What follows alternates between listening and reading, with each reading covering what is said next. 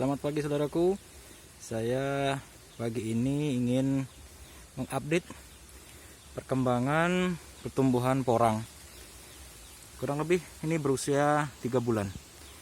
Jadi awal tumbuh pertengahan bulan Oktober. Nah, ini ditanam dari bibit katak yang ukuran 1 kilonya kurang lebih 200 butir. Jadi bibit yang cukup kecil, namun kita lihat pertumbuhannya ini ya tergolong normal. Memang tidak bisa merata, namun pertumbuhannya ya cukup bagus lah. Nah, ini dalam satu pohonnya ini ada 3 buah katak nih. Ini yang tengah besar, sedangkan yang 2 ini agak kecil. Namun ini masih bisa berkembang karena ini melihat daunnya masih muda, masih bisa berkembang. Nah, sedangkan yang begini ini masih hijau muda, masih belum menumbuhkan bibit katak, namun ada bakal katak.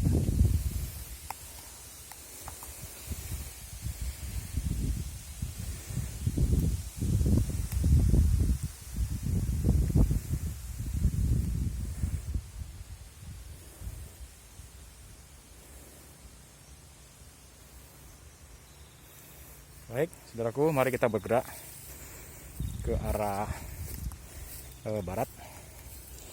Ini lahan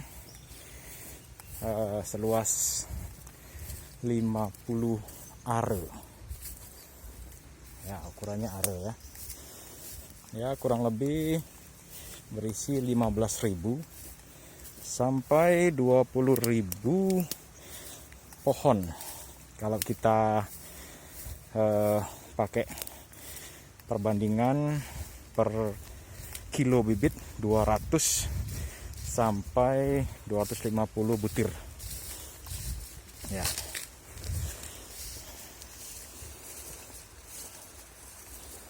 Ini lahannya agak miring tapi masih kategori landai lah ya. Justru yang miring begini ini yang sangat menguntungkan apabila ditanami porang, karena apabila ada hujan tiba, air hujan itu tidak mengenang, jadi drainasenya cukup bagus. Ini kemarin sempat saya uji coba, jadi rumputnya ini kita lihat agak layu, jadi saya coba mengendalikannya dengan herbisida, tapi hanya pada paritani saja. Sedangkan pada bedengannya itu, nah ini masih subur rumputnya, ini tidak saya semprot karena berisiko nanti mengenai daripada tanaman porang itu sendiri. Kita khawatirkan nanti tanaman porang itu akan terhambat pertumbuhannya atau bahkan mungkin mati. Nah, ini rumputnya terlihat ya layu. Ini baru 3 hari saya semprot menggunakan herbisida ya. Dosisnya jangan terlalu keras, cukup ya kurang lebih 1 tangki itu menggunakan 3 tutup botol yang ini ya, 3 tutup. Saya kurang tahu itu berapa mili atau berapa cc, yang jelas ada merek herbisida tertentu yang tutupnya itu ada yang agak kecil. Nah, ini rekan-rekan. Jadi ternyata setelah 3 hari rumputnya layu, namun porangnya, tanamannya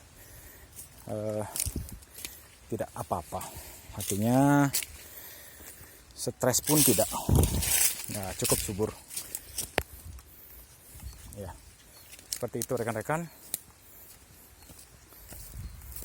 Ini sekedar berbagi pengalaman bagi sesama petani apabila rumput susah dikendalikan pada musim hujan.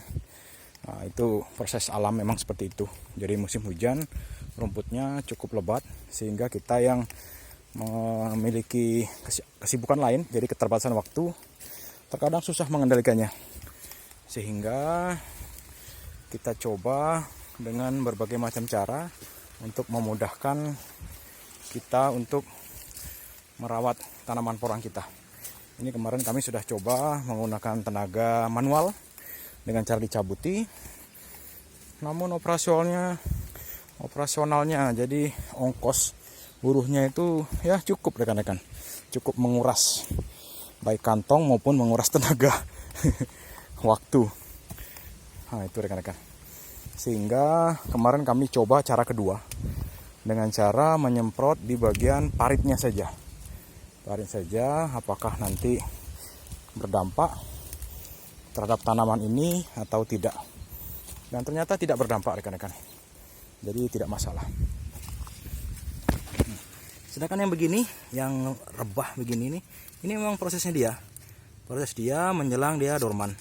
Ini daunnya sudah menguning, tanda dia sudah tua dan digantikan dengan generasi selanjutnya ini yang baru. Ya, demikian ini juga. Ini sudah mulai rebah, ini tunas pertama digantikan tunas kedua yang lebih besar. Nah, ini tunas ketiga. Ya, tunas ketiga. Demikian juga yang lain sama. Memang seperti itu pertumbuhan kalau dari bibit kata. Tapi kalau ditanam dari bibit umbi, dia berbeda. Jadi umbi itu tumbuhnya cenderung satu pohon. Apabila sudah menua, dia akan menguning dan sedikit rebah. Kemudian disusul dengan tunas berikutnya. Lain halnya dengan kata. Jadi kata ini tumbuhnya ini hampir bersamaan. Tunas pertama, kedua, dan ketiga. Jadi terkadang tunas pertama itu belum rebah, sudah disusul pertumbuhan tunas kedua dan tunas ketiga. Contohnya seperti ini. Ini tunas pertama besarnya seperti ini, sudah mulai rebah. Tunas kedua ini masih berdiri, namun sudah mulai, ya ini ada sedikit gangguan mungkin hama. Ini robek, ini dimakan entah belalang atau ulat. Nah, tapi disusul oleh tunas selanjutnya. Ini tunas ketiga yang masih muda. Itu rekan-rekan.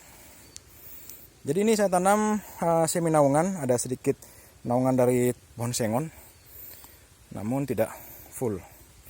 Mungkin kedepannya sengonnya ini akan kami kurangi supaya porang ini mendapatkan cukup sinar matahari. Karena sinar matahari itu dibutuhkan oleh setiap makhluk hidup, termasuk tanaman porang ini, untuk proses fotosintesis, guna pertumbuhan pohon maupun umbi tanaman porang itu sendiri. Demikian rekan-rekan pengalaman kami, sekedar berbagi pengalaman. Mudah-mudahan bermanfaat. Mohon maaf apabila ada hal yang kurang berkenan dan ada hal-hal yang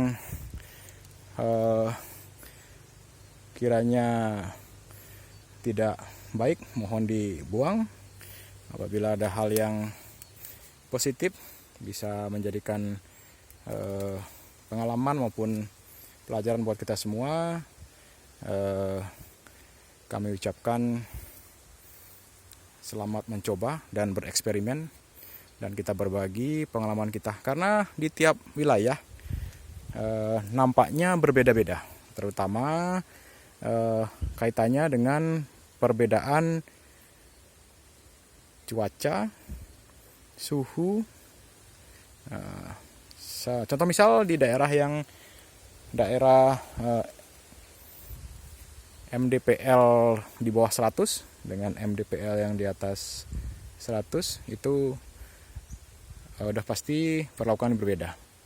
Jadi kalau di tempat saya ini kira-kira 300 MDPL ya. Jadi di daerah agak sedikit perbukitan, sehingga cuacanya tidak terlalu panas, jadi suhunya tidak terlalu terik seperti di daerah pesisir pantai. Nah, ini kami mencoba dengan cara kemarin nanamnya itu di bedeng, terus dikasihkan semi naungan sengon sedikit. Nanti apabila sengonnya ini sudah agak lebat, kita kurangi. Demikian rekan-rekan, selamat pagi, selamat beraktivitas, bereksperimen di tengah pandemi ini.